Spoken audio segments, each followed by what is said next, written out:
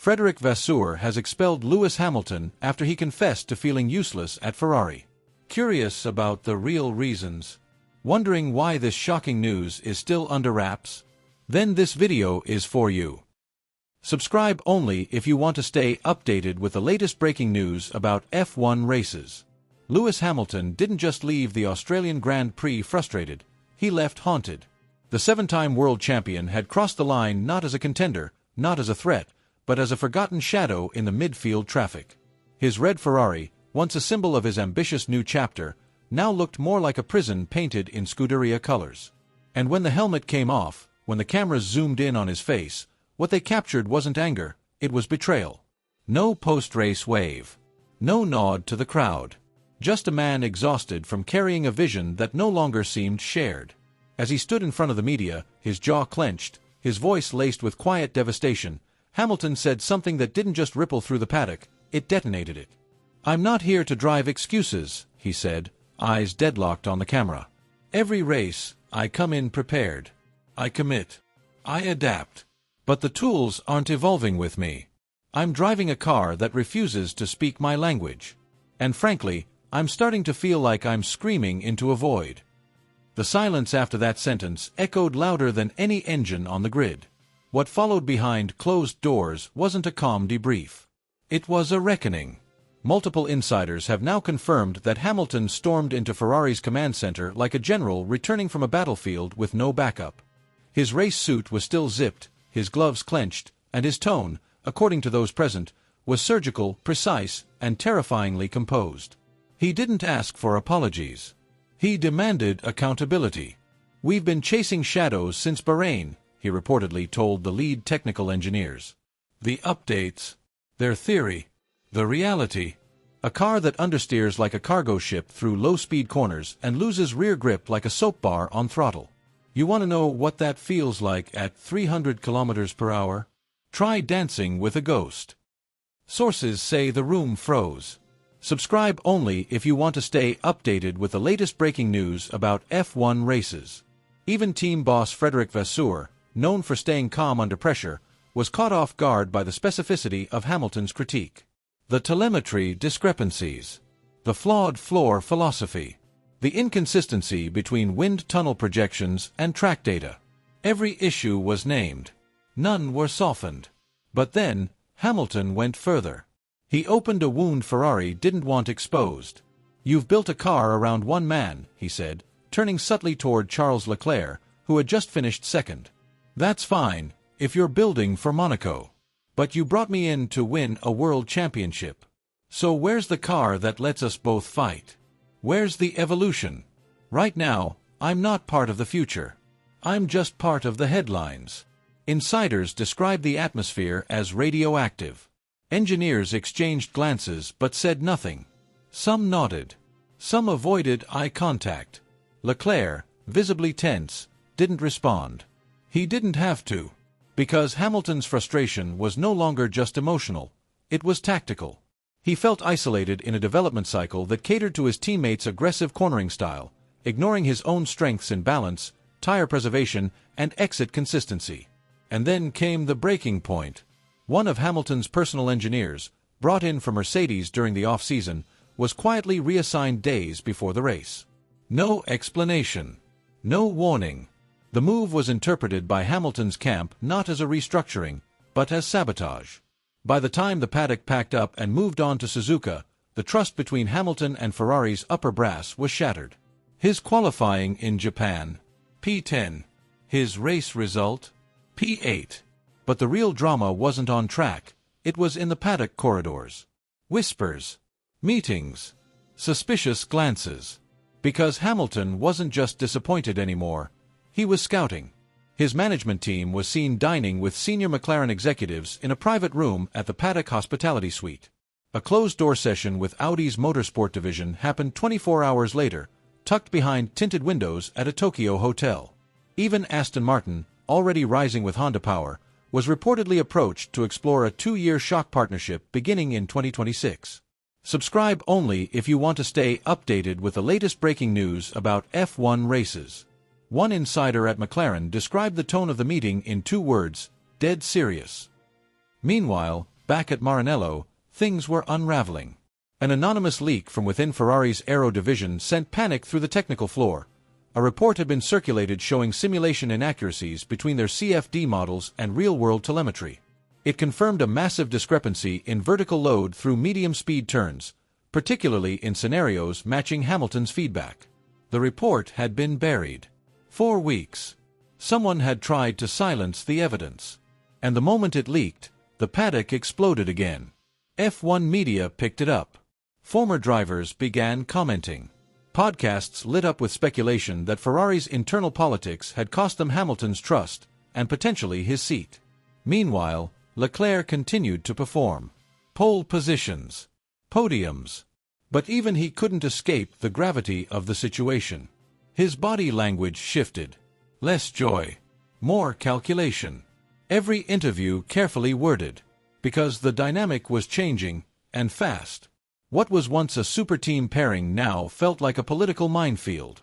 And as the European leg of the season approaches, Hamilton's role within Ferrari feels increasingly symbolic. A living legend surrounded by silence, riding shotgun in a project that once promised legacy, but now whispers exit. Imola is next. Then Barcelona. Then Monaco. 3 races. 3 battlegrounds. If the car doesn't change, if the internal culture doesn't evolve, if the promised upgrades remain fiction, the question won't be if Hamilton leaves Ferrari, it will be how. With a press release, a mid-season break clause, a quiet mutual agreement under the guise of creative differences. Or worse, will it all come crashing down live on camera with a single sentence in a post-race interview that stops the motorsport world in its tracks? Because here's the truth no one in red wants to say out loud. Lewis Hamilton didn't come to Ferrari to retire. He came to resurrect. And if Ferrari won't let him rise, he'll burn the whole narrative down trying. The tension inside Ferrari's motorhome had reached a boiling point. Every surface, every whisper, every side glance between personnel carried the weight of dread. No one was smiling. Not after what had just unfolded in front of millions. A bombshell post-race interview had exploded across the paddock, and at the center of it was one man, Lewis Hamilton. Exhausted, still in his damp racing suit, the 7-time world champion sat in silence, elbows on his knees, sweat dripping from his brow as replays of his damning remarks echoed on flat screens throughout the suite. He hadn't spoken to anyone since climbing out of the SF-25. No debrief. No eye contact. He was an island. And then the storm arrived. The door flung open with a crack that shook the walls. Frederic Vasseur charged in like a man possessed, his face crimson, his breath short, eyes wide with the kind of rage that burns bridges before words even begin. His footsteps were thunder, each one louder than the last as he crossed the room with laser-focused fury. "What in God's name was that?" he roared, stopping dead in front of Hamilton. "You just detonated a bomb in the middle of this team, Lewis. Have you completely lost your grip?" Hamilton slowly lifted his gaze. His expression was unreadable, somewhere between defiance and apathy. He took a long sip from his water bottle, his hand steady, his posture composed. There was no fear, no guilt, just exhaustion wrapped in contempt. "I spoke my mind," he said, voice low but crystal clear. "The fans deserved the truth. I'm tired of the smoke and mirrors." Vasseur's face twisted, his hands balling into fists at his sides. "Truth," he snarled. "You went out there and accused your own engineers of incompetence. You questioned the leadership of this team, my leadership, on international television. You think that's being honest? That's sabotage, Lewis. That's mutiny." Hamilton stood slowly, his shoulders squaring, his presence immediately commanding. The air between them crackled with animosity. "What's mutiny," Lewis shot back, "is pretending everything's fine while we're sinking. What's betrayal is letting the same failures repeat, weekend after weekend, and expecting different results. I said what had to be said, because no one else around here has the spine to say it." Vasseur stepped closer, jaw clenched, voice trembling with barely restrained fury. "You're acting like a victim. Like you're the only one who's bleeding for this badge. Newsflash, everyone here is suffering. Everyone's working to fix this mess. But while Charles is pushing, adapting, and keeping his mouth shut, you're airing our laundry to the world. Hamilton didn't even blink. Charles is comfortable. He's built into this system. He knows how to survive it. I didn't come here to survive, Fred. I came here to win. And right now, we're not even close. Vasseur leaned in, lowering his voice to a sharp whisper. Let's call it what it is. You haven't delivered. Not once. Since the first race, you've been off the pace. You're slow in qualifying, you're passive in wheel-to-wheel, and you've lost that killer edge. Admit it, you're not the same driver anymore. Lewis took a deep breath, his eyes flashing. I haven't forgotten how to drive. What I've forgotten is what it feels like to trust the people behind the curtain. I look at the strategy board and see chaos. I feel the balance in this car and it's like wrestling a drunk elephant. I read the body language in the garage and all I see is fear. That's not a championship team. That's a PR machine selling hope with no results. Vasseur exploded. Do you think we don't know we're underperforming? Do you think we need a press conference to find out we're not on the podium? We're fighting behind the scenes. We're negotiating upgrades. We're pushing suppliers to their limits. And you, the marquee signing, the face of this project, you're burning it all down with a few sentences on camera. A tense beat of silence followed. Hamilton's voice, when it returned, was quieter, more deliberate. I'm not here to protect feelings. I'm here to fight for a legacy. And I'll be damned if I let it die quietly behind closed doors. There it was. The real reason. The fear. The desperation. Hamilton had come to Ferrari to etch his name into history in red. But instead of building a monument, he'd found himself trapped inside a crumbling temple, watching the pillars crack one by one. Vasseur exhaled sharply and turned his back, pacing for a moment, trying to contain the rage surging inside him. You're playing a dangerous game, Lewis, he warned. The board is watching. The sponsors are nervous. There are conversations happening right now that you wouldn't want to be a part of. If you keep going down this road, don't expect us to shield you. Lewis stared at him, cold, calculating, unshaken. Then maybe it's time you stop shielding the illusion and start facing the truth. Vasseur froze, then turned back with a final glare. You want the truth? Here it is. If this continues, you'll be out before the season ends. And don't think I'm bluffing. Hamilton's smile was faint, almost imperceptible. Then you better hope Charles can carry this team alone. The door slammed behind Vasseur as he stormed out, leaving a vacuum in his wake. Conversations outside halted again. Phones buzzed with rumors. Journalists already had their headlines. PR scrambled to control the wildfire, but it was too late. Inside Ferrari, the temperature had dropped below freezing. The legend of the prancing horse was spiraling, and at its core, two titans were locked in a battle that had nothing to do with lap times and everything to do with survival. And the season wasn't even over yet. The moment the word left Vasseur's mouth, it didn't just hang in the air, it detonated. Complacent. Lewis froze mid-motion, as if someone had yanked the oxygen straight from his lungs. Every molecule in the room seemed to rearrange itself around that word. His hands, resting casually on the back of a chair, suddenly gripped the frame with white knuckles. The temperature didn't change, but it felt colder, sharper, more dangerous. He turned slowly, almost mechanically, like a machine switching from standby to kill mode. His expression was unreadable, carved from granite, but behind his eyes, there was fire. You think I'm complacent? His voice was razor-thin, slicing through the silence like a scalpel. That's the diagnosis. Vasseur didn't flinch. If anything, he leaned in, elbows on the table, fingers interlocked like a man preparing to defuse a bomb with no manual. I think you've plateaued, he said bluntly, each word dropped like iron weights. I think you've become more invested in managing your image than managing apexes. I think you're still driving for the cameras, for the sponsors, for the legacy. But not for the edge. Not for the kill. Not for that primal need to win at all costs. Hamilton laughed, but it wasn't humor. It was disbelief twisted with fury. The kind of laugh that comes from a place too deep, too scarred to be anything but volcanic.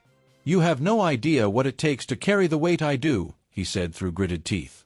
You sit up in your tower, throwing darts at drivers who bleed for this sport.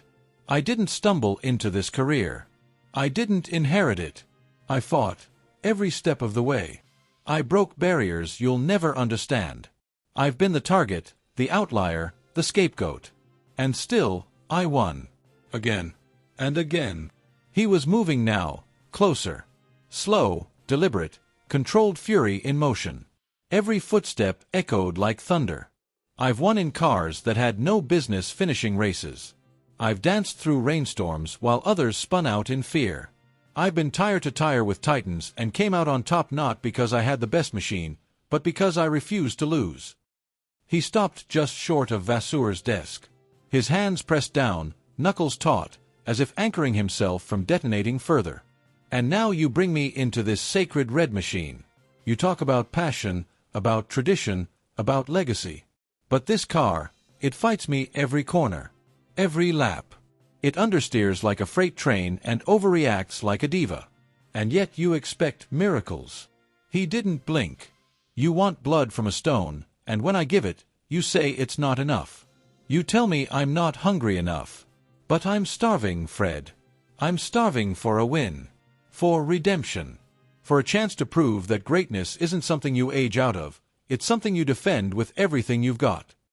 Vasseur leaned back slightly, the first sign that Hamilton's intensity was beginning to crack through his hard shell. But he tried to hold his line. This isn't Mercedes, Lewis, he said carefully. We don't tailor the world around the driver. We are the world. Ferrari doesn't bend to egos. Lewis leaned in closer, voice now a low snarl. And I'm not asking for the world to bend. I'm asking for a car that responds when I break. For a team that doesn't gamble away race strategies like it's a casino. For a garage that doesn't look shell-shocked every time it rains. I'm not your ego problem. I'm your last hope. The words sliced through the silence like a guillotine. A pause followed, long, electric, unbearable. Then, from the hallway, a cough. A mechanic passing by with a data tablet glanced in and immediately turned away. The tension in that room was thick enough to warp metal. Lewis straightened up, exhaling hard through his nose. The storm didn't pass, it just shifted inward. Reignited. Refocused. I didn't come to Ferrari for a farewell tour, he said flatly. I came here to rewrite history. And if you think I'm going to fade quietly into some Instagram-friendly retirement, you don't know me at all.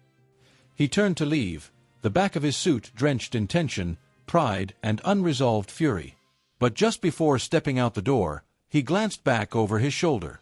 And his final words landed like a hammer blow. You don't need to believe in me, Fred. You just need to give me a car that listens. I'll do the rest. Then he was gone. Vasseur sat frozen, eyes fixed on the spot where Hamilton had stood, surrounded not by silence, but by the ghosts of every Ferrari champion who had ever demanded more. And for the first time, the team principal wondered if he'd just stared greatness in the face, and almost let it slip through his fingers. Not when the words struck. Not when the silence tightened around him like a noose.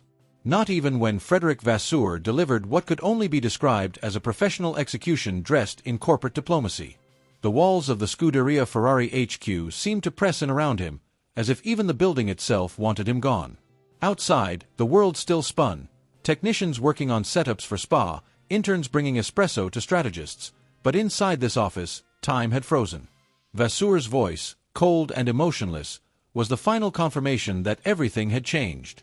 No, Lewis, he said, shaking his head slightly, his eyes not showing an ounce of hesitation.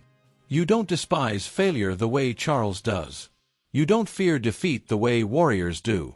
You're not obsessed with winning. You're consumed by legacy. And that's not enough anymore. Hamilton's eyes narrowed, but he stayed silent. Every atom in his body screamed to retaliate, to argue, to defend. But this wasn't a negotiation. It was a hit. You think this team revolves around you? Vasseur continued. Right now, the team rallies behind Charles. The engineers, the crew, even the board, they see leadership in him. In you. They see a brand. A shadow of greatness. A man whose image arrives 20 minutes before he does. The jab was deliberate. Vicious. Personal. The The 7-time world champion was being dismantled, not for his speed, but for his soul. For his essence. For what Ferrari believed he had stopped being. And then Vasseur delivered the final, brutal confirmation. This is the beginning of your exit. The board's already aligned. Our legal team will begin the disengagement process this week. From this point forward, Lewis, you are no longer part of Ferrari's future. Silence. An unforgiving, merciless silence. And in that moment, Hamilton finally understood. This wasn't about lap times, tire degradation, or racecraft. This was a character assassination. A surgical removal of a man Ferrari had once believed would bring them back to glory. They had envisioned a revival. They got a rupture. The media had no clue. The paddock had only seen glimpses, the tension during debriefs, the awkward radio messages, the way Leclerc had increasingly taken center stage at press events. But none of them knew that the real war had already been waged behind locked doors. And now, the body count had begun. Hamilton's fists clenched. The muscles in his jaw tightened. But still, he said nothing. Because somewhere, deep inside, he knew that this wasn't the end. It was an ambush. And ambushes demand retaliation. You dragged us into this storm with your name, Lewis, Vasseur added, rising from his chair, voice now ice-cold. You expected the badge to bend to your legacy. But Ferrari doesn't bend. Ferrari devours. And right now, it's devouring you. The message was clear. Hamilton hadn't just failed to lead Ferrari to titles, he'd failed to become Ferrari. And that, to them, was unforgivable. Rumors were already leaking into the paddock. Zak Brown had been seen having a casual lunch with Toto Wolff at Silverstone. Audi's representatives were spotted in the paddock wearing tailored suits and poker faces.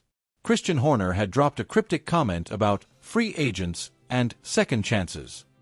Even Alpine insiders were whispering about a high-risk, high-reward move to shock the grid in 2026.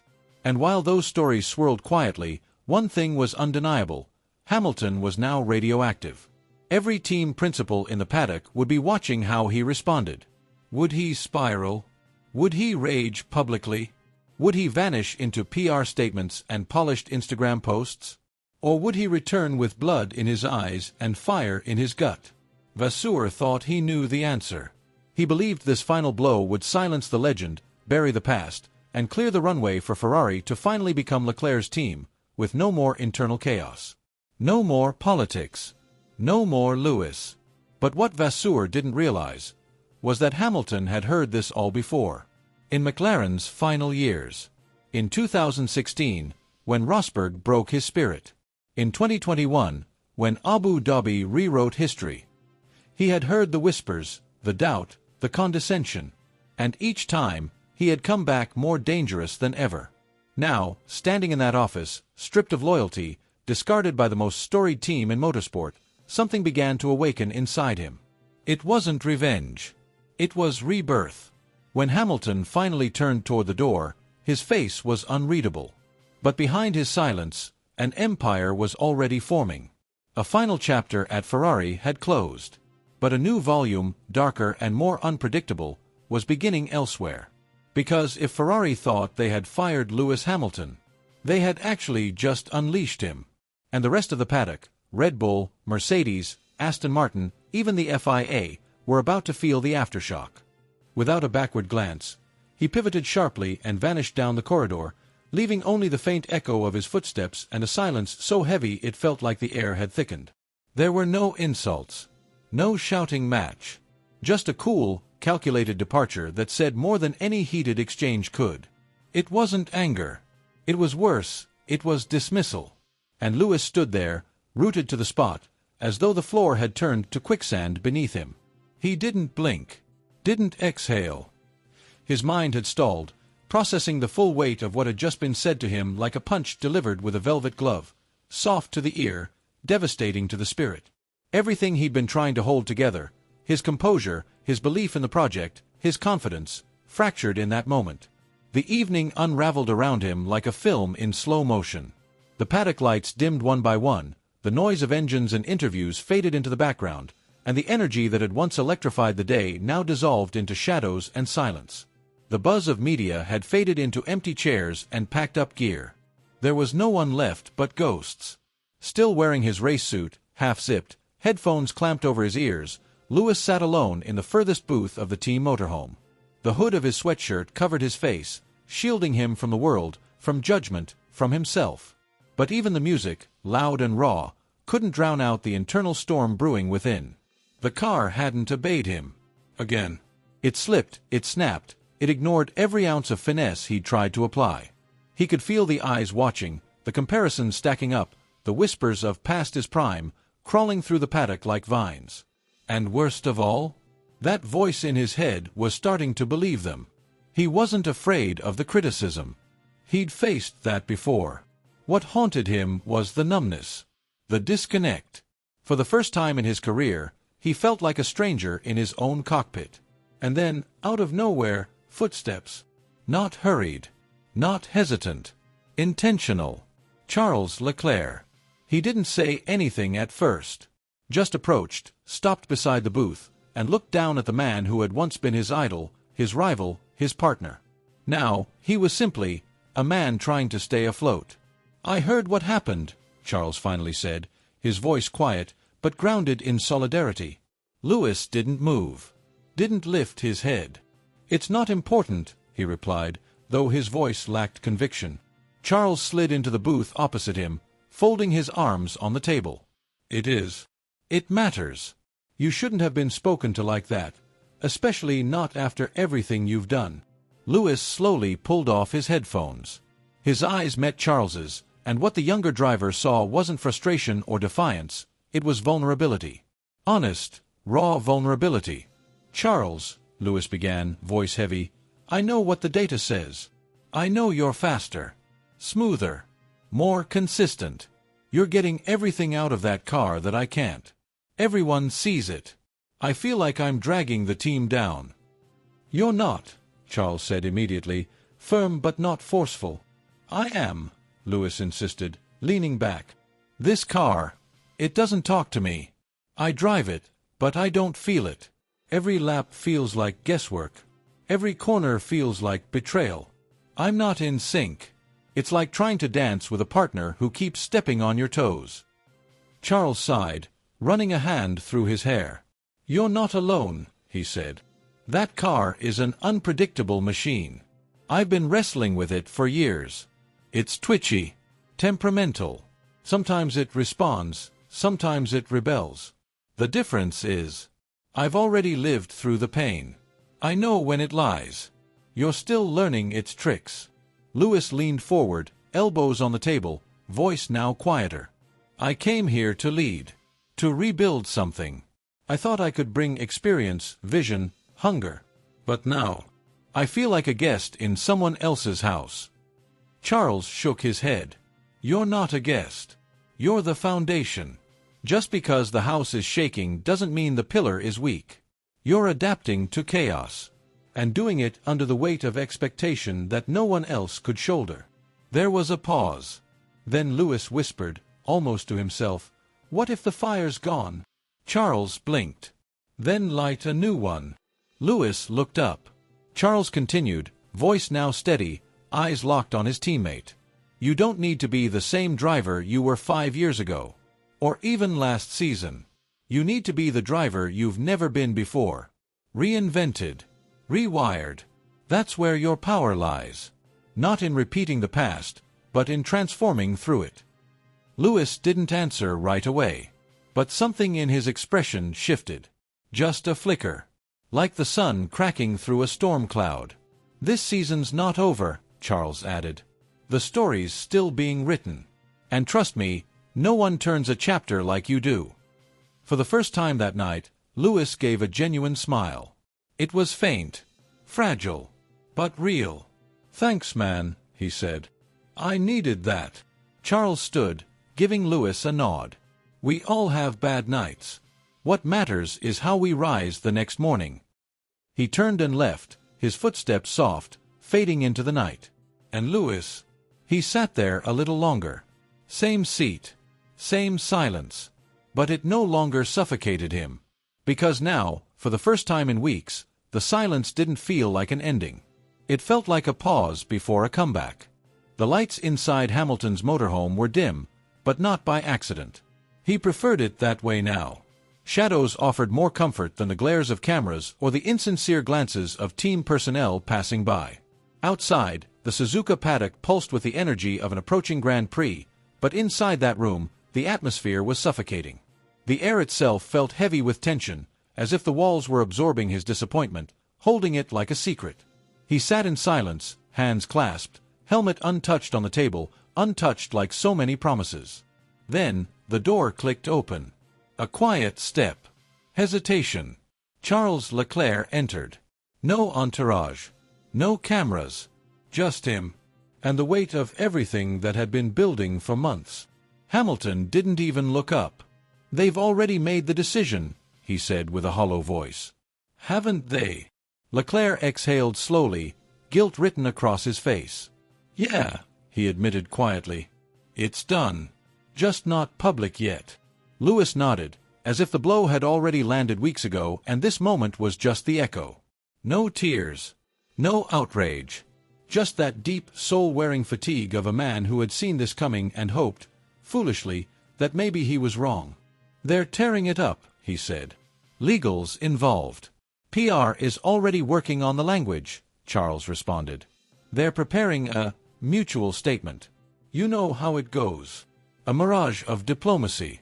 A script soaked in corporate dishonesty. But the truth? It was betrayal. Plain. Ruthless. Clinical. The dream had been simple. Bring the red car back to glory. Write history. Become the only man to win titles with 3 different teams. And most of all, to silence every critic who said he had nothing left to prove. But dreams, like engines, don't survive sabotage. From the moment Hamilton arrived in Maranello, the fairy tale started to crack. He wasn't embraced as the savior. He was studied like a threat. His approach was different.